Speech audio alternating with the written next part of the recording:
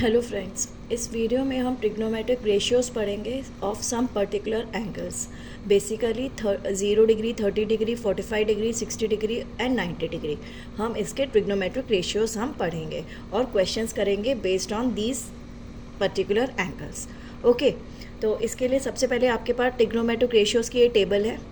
0, 30, 45, 60 और 90 डिग्रीज पे sine theta, cos theta, tangent theta, cosecant theta, secant theta and cot theta.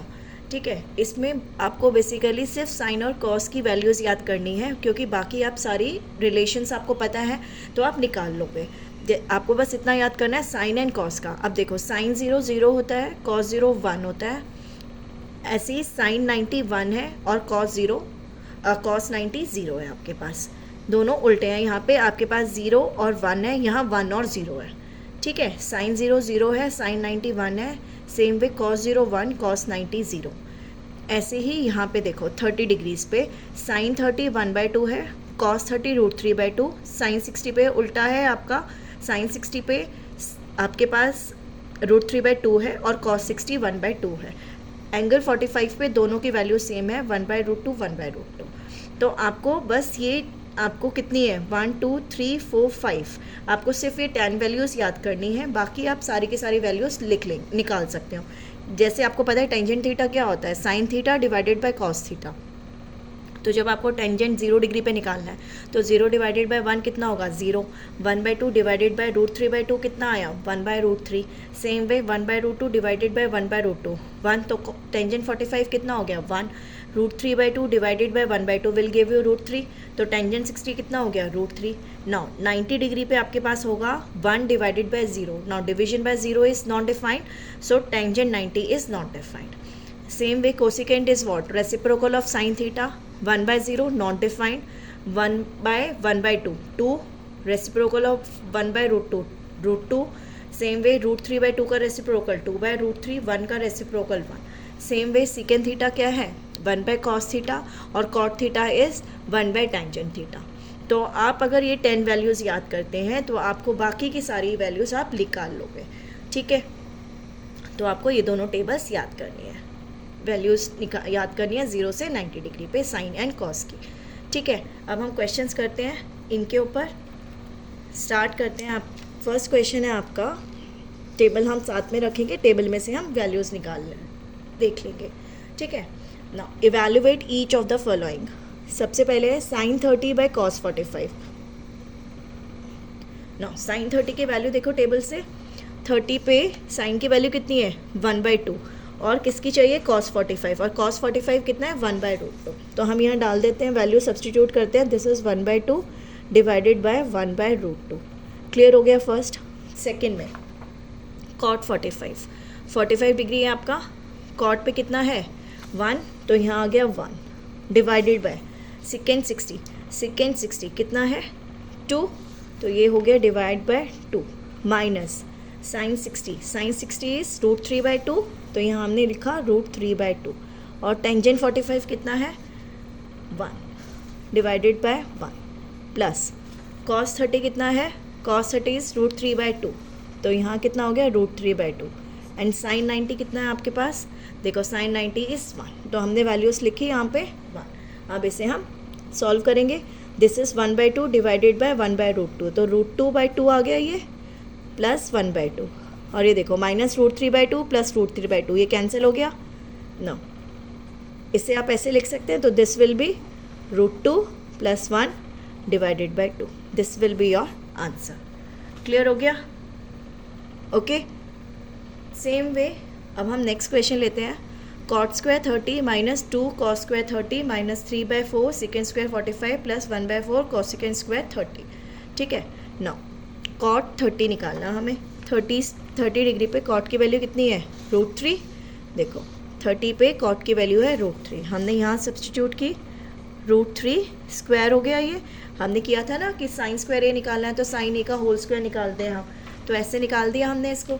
Same way cos 30 कितना है आपके पास, cos 30 की वैल्यू कितनी है √3/2, तो आपने किया 2 √3/2 का whole square minus 3/4।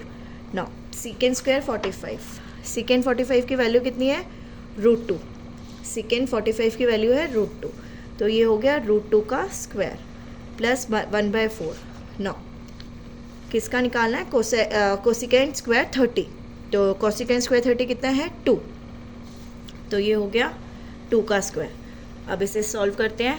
√3 into √3 3 minus 2 into √3 3 हो गया एंड 2 2 ज़ा 4 हो गया, माइनस 3/4 इंटू √2 कितना हो गया? 2 प्लस 1/4 इंटू 4।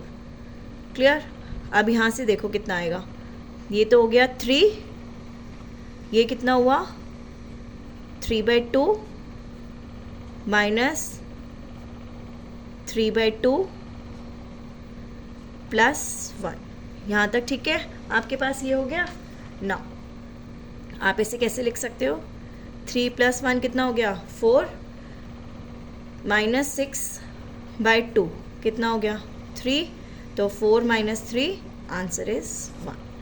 क्लियर हो गया? कैसे निकालना है आपको? वैल्यू सब्स्टिट्यूट करके, तो आंसर आ गया 1। क्लियर? नेक्स्ट क्वेश्चन देखते हैं हम इसका। नेक्स्ट क्वेश्चन है आपका,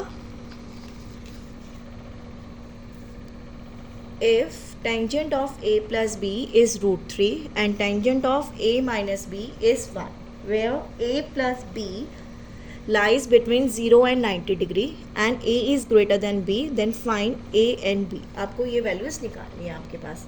ठीक है, स्टार्ट करें। अब आपको पता है कि tangent of a plus b कितना है?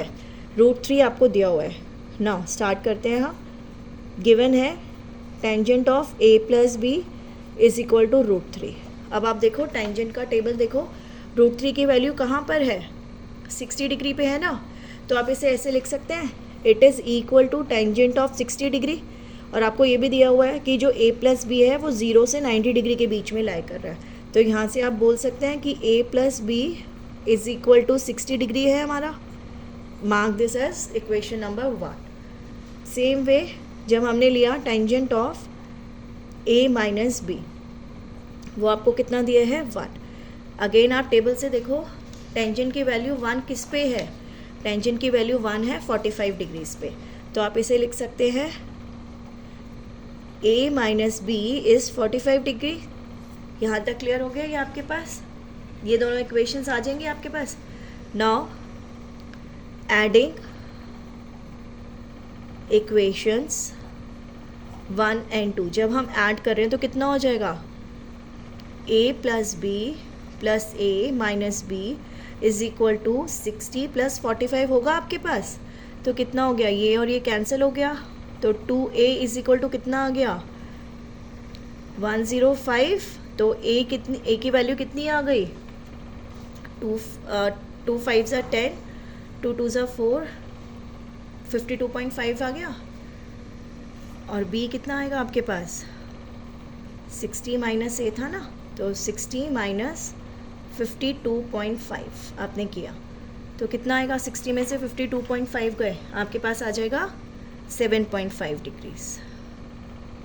तो b की वैल्यू कितनी आ गई? 7.5, और a कितना है आपके पास? 52.5 डिग्रीज। क्लियर हो गया? और देखो आपको दिया भी है कि a is greater than b, तो a की वैल्यू कितनी आ गई? 52.5 डिग्रीज एंड b की वैल्यू आ गई आपके पास 7.5 डिग्रीज। क्लियर हो गया? Thank you.